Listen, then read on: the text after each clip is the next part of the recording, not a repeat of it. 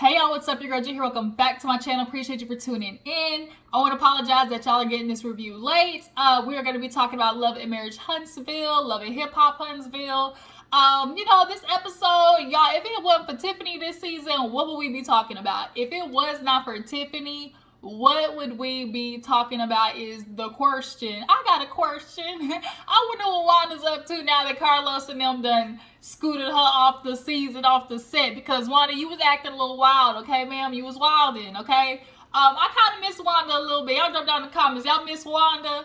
But I wonder what she doing. What man she got? Because, she got a boyfriend and a husband, okay?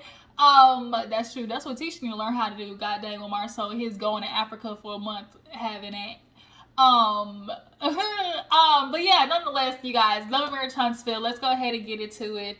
And let's talk about the episode, okay? So, we open up with, Tisha, because, Tisha and Marcel. Okay, so we've been talking about this. What is going on with Scott Manor? What is going on? Because y'all broke ground 2 years ago, and it still look like y'all breaking ground now. So they finally basically come to it that house ain't gonna get built till 23, 24. That house ain't getting built, never. Not gonna happen. Like Nunu, never, not gonna happen. I hate to break it to you, Tisha, like, you're not getting that house. You're not getting that house. You're not getting that house. Now, I don't know how many times I can reiterate that. You're not getting that house.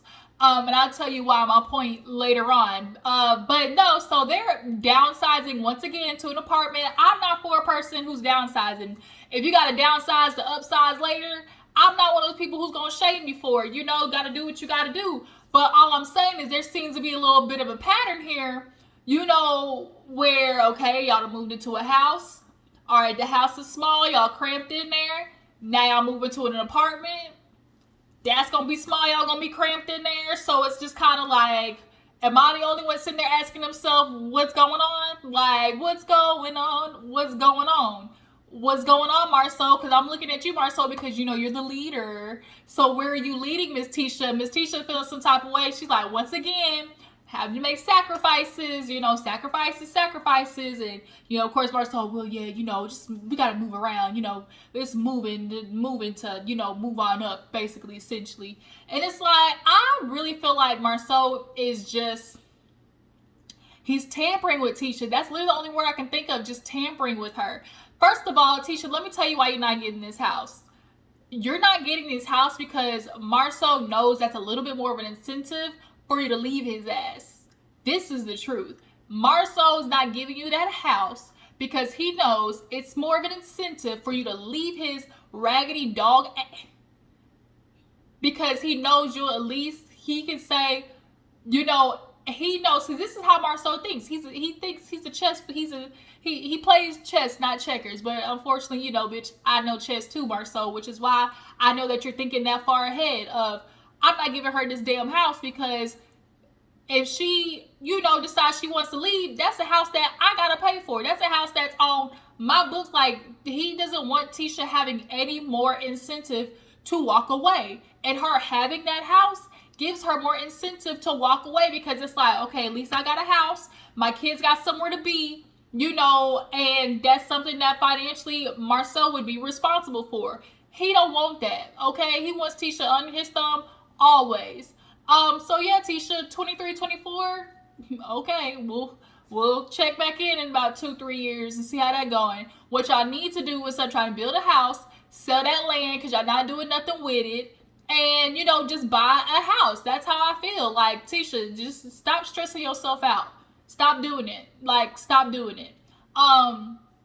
But so Marceau goes to Tisha and he basically starts, filling her in on the Tiffany saga. And he was like, bro, what's going on with Tiffany? I did not know your friend was like that. She's like, what you mean? He was like, man, Martell filling me in.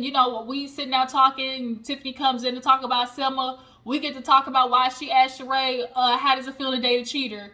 Tisha's like, what? And of course they gotta throw out there, well, how's a person like that asking, she cheated? Of course they're always gonna throw that back out there. Yes, Tiffany cheated. All right, but there's a difference between cheated and cheater. Martell's a cheater, okay? Point blank, period. Like, you do it once, yes, you cheated. All right, you clearly don't have a pattern or a history of this.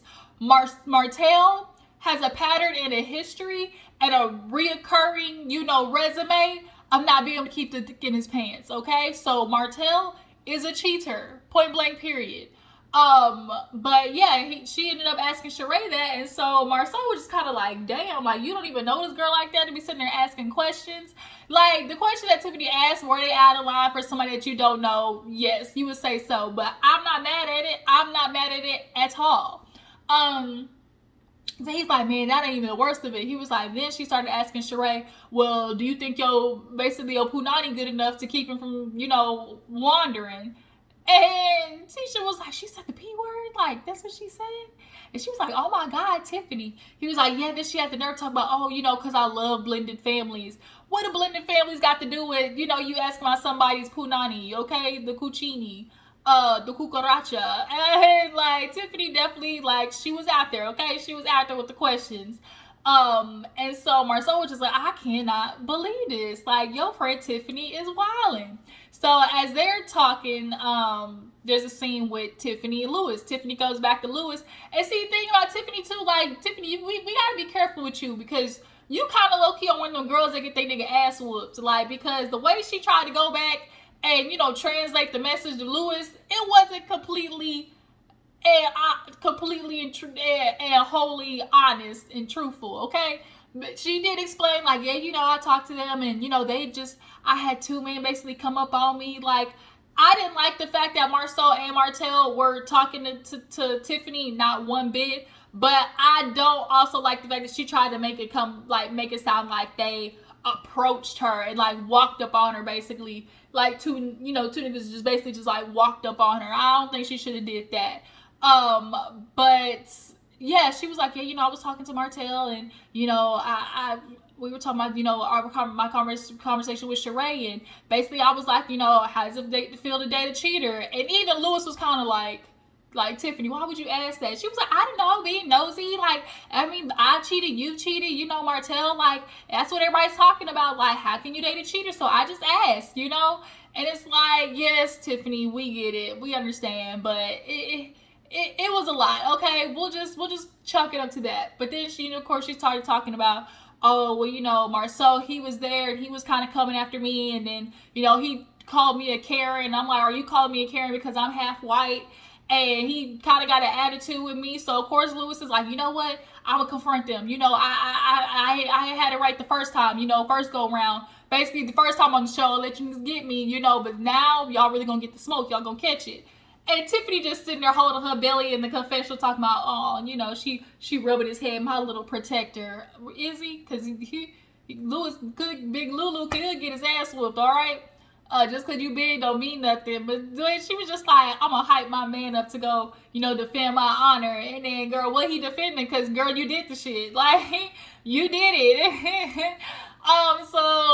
Yeah, but in the meantime, Tisha made me laugh because she was like, oh my God, like, we're going to go to this and, into the baby shower, should I just keep this in? And Marcel talking about, I mean, if you're going to gossip, if you're going to be messy, be messy, I'm messy, you messy, y'all, all y'all hoes is messy, point blank, period. Everybody on this show is messy. So moving on, we have Kimmi and what's his name? Kimmi and Maurice. They're driving, I guess, either leaving a doctor's appointment or going to one. And all right, y'all. Sorry, I'm back. So basically, we're gonna move on to the scene with Maurice and Kimmi. I guess she was either leaving an appointment and going to one, and they were, finally having a conversation about what's one of the side effects of, her chemo is or radiation is, and that is she ain't down for the fucking, okay? She is, libido is low down to the dirt, damn near in hell. She don't want to touch. She don't want to touch a peen, let alone look at one, okay? At this moment, Maurice, you can put it away. But, obviously as a wife and just as a woman who's in a relationship with a man who already talks about, not getting enough, she brings it up to him and was like, I know that has to affect you. And for him, it's easy as a man to just be like, well, it is what it is. At the end of the day, like, I want you to be healthy. I want you, what's more important is that I have you. And, you know, yes, that's kind of like, you know, the general thing to say, but deep down, like Marie said in the confessional, like, yeah, you know, sex is just a part of a relationship. You know, it's what you do. It's clearly what he think about and wants from Kimmi 24/7.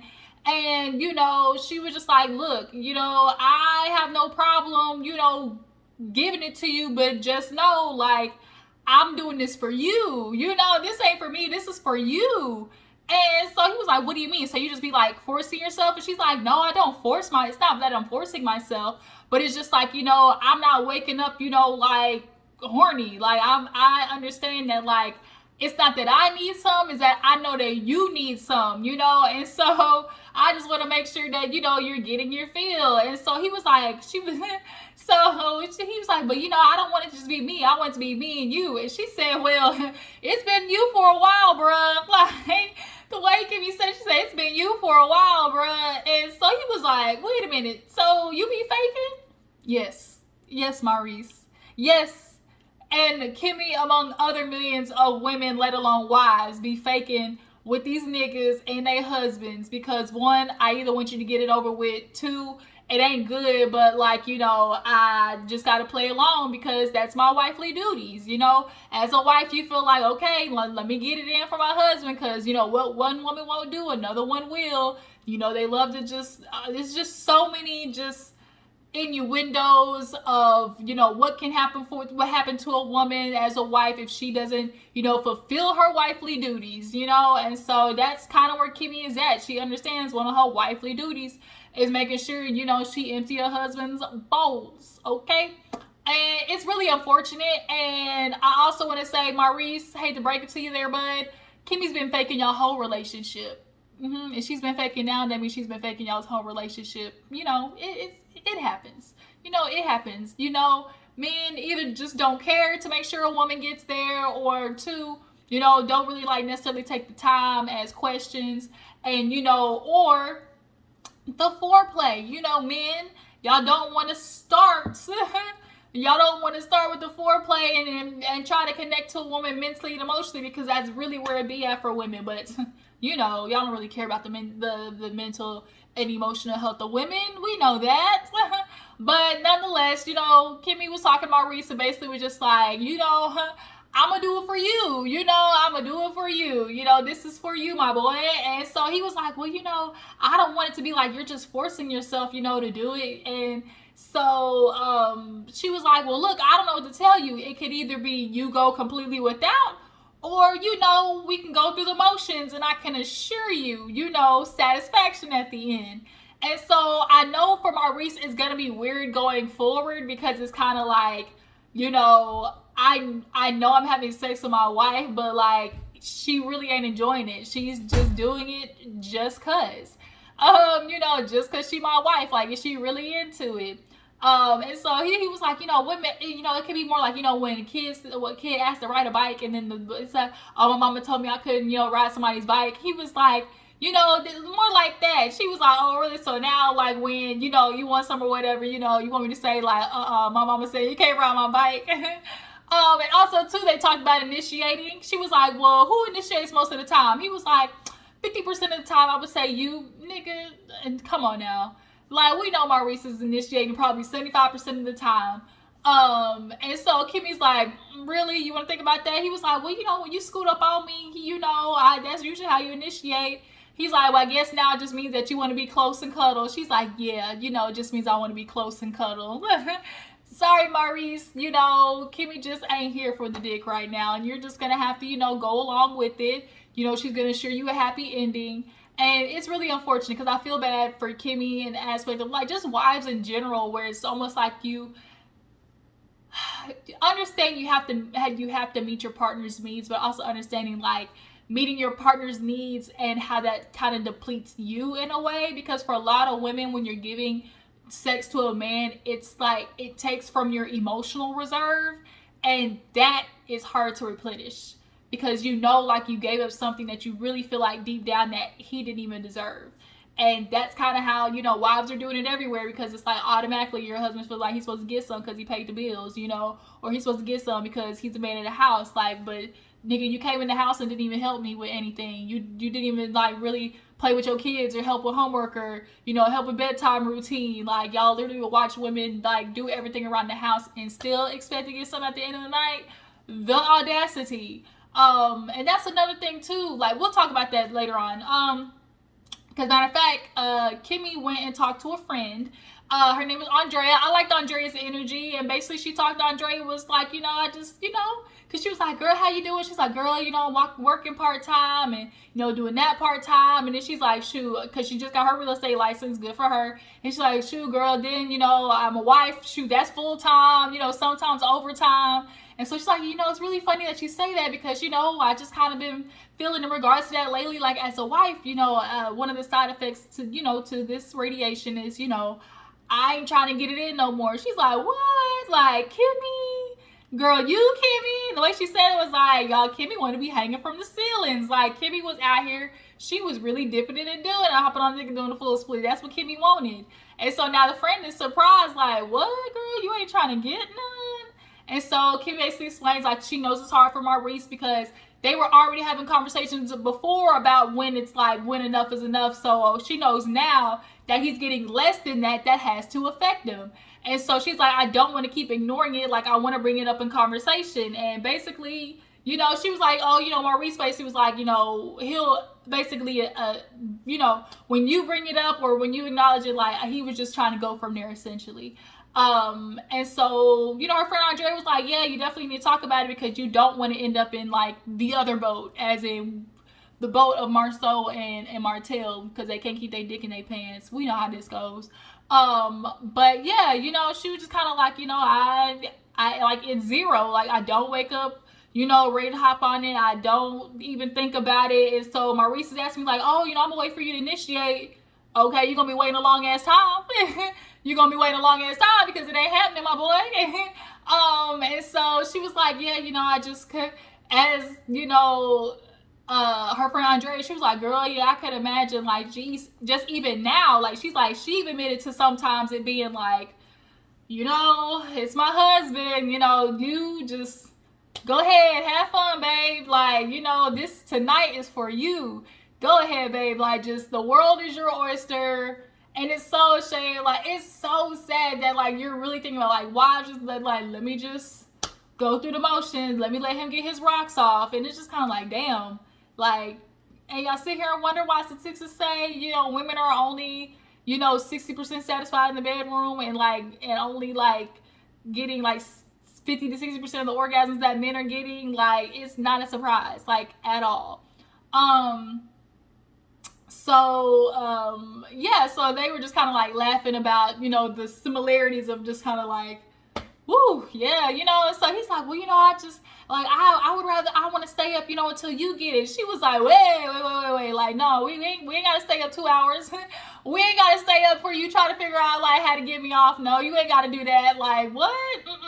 No, we can go to bed. It's okay. The friend Andrea was like, like, they both agreed, like, it's okay. We can lay down. Like, it's sad. It is really sad. You know, she was like telling Maurice basically, like, you know, before, she's like, I was never faking it before. You know, I was, you know, don't worry about me. I'm going to get mine. But it's just kind of like from here on out going forward, you know, now is a thing of like, it really is necessarily like a conscious effort, you know, to, you know, put forth, you know, having sex with Maurice and just, you know,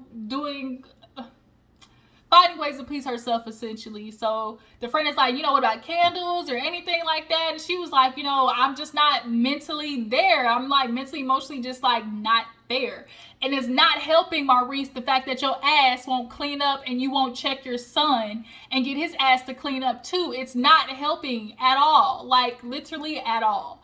Like, and the fact that Kimmi's even, that's what even so annoying, because like the fact that Kimmi's even going through like this cancer shit and it still isn't motivating you to get your shit together as far as around the house and teaching your son to clean up behind himself around the house, and you got Kimmi doing it, like, that really aggravates me. Like, it literally, like, what it is I heard, he said, this shit make the roof of my mouth itch. Like, that's what this, like, it makes the roof of my mouth itch between Maurice and Monster, and their asses not cleaning up. And most of all, Maurice acting like he don't understand that as the daddy, you're supposed to check his ass. Like, that's what really pisses me off.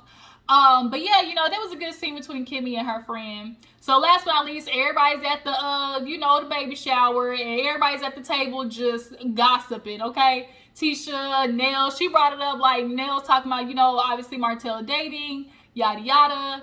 And Tisha feels Kimmi and everybody else in, like, because they were like, oh, where's Marceau? She's like, well, he's not really happy with Tiffany right now.